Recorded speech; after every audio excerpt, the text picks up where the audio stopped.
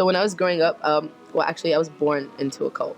My mom like had a thing for this prophet who like told her that like God said she was supposed to marry him.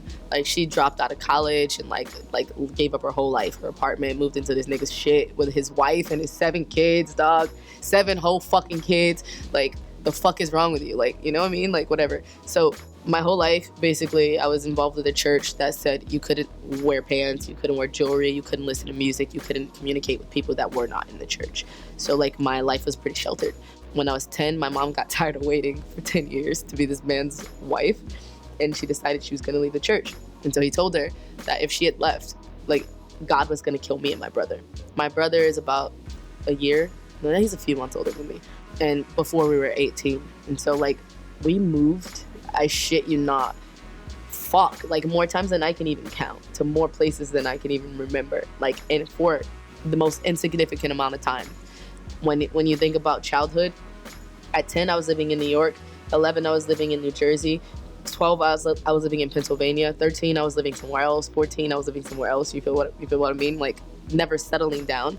And so like now I live that same way, but I think it's dope because like all that shit that I went through, like I don't know, it just makes it easier for me to be a person, me to understand myself, me to make this fucking music, me to make my art, me to indulge in certain parts of myself. So I wouldn't be like, oh, fuck my life, but like fuck some parts of my life. It was boo-boo. So for my upcoming album, the name is dope. I can't wait to fucking, give that shit out. But when I go back to Detroit, I thought it was interesting to learn that like the house that I used to live on, 7 Mile in Irvington, abandoned. The church that we used to have, abandoned and like ruined. And so I wanted to shoot my album artwork there because to me it says that like all that shit stops, the darkness stops, but we go on. And I can come back and take a fucking picture in a place that haunts my fucking nightmares and it's dead now, but I'm still here. I think that's kind of cool. But yeah, I'm going back to Detroit like tomorrow, I think, like for the first time since I was fucking 9. So it's gonna be crazy. With my music, me and TK are actually putting out a mixtape, like a 4-song mixtape in a few weeks. It's just evolving. I think when you listen to me, it's important not to get trapped in the sound because every project I make is a landscape for what I'm going through at the moment. You feel me? And so the sonics are always in tune with that. With this record, I wanted to make it. It's the story of my life. So, and essentially, it's a church service.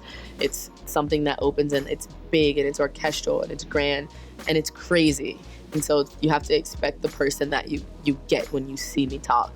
Like I'm a fucked up little lunatic. Like that's it. My music is gonna be fucked up. It's gonna be crazy. It's gonna be rowdy. It's gonna be filled with whatever emotion I'm feeling. And these days, that's a lot of them. They didn't want me to drop 100 Million Roses because Rocky was dropping Goldie the same week. And I said, what my shit got to do with Rocky stuff? I said, man, I need to drop something soon. I'm like, they seeing these freestyles on the radio.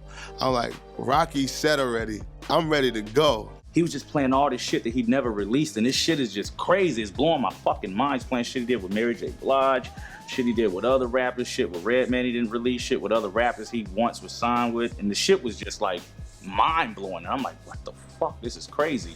I don't know, can I say this on here? The joke of all these sessions were D's nuts. So like we would catch each other all the time with D's nuts, like, yo, you wouldn't believe who just called me, bro. Like, and he'd be like, who? And I'd be like, D's nuts. This whole rap thing, I know it's for me because it's the only thing I've stuck with ever.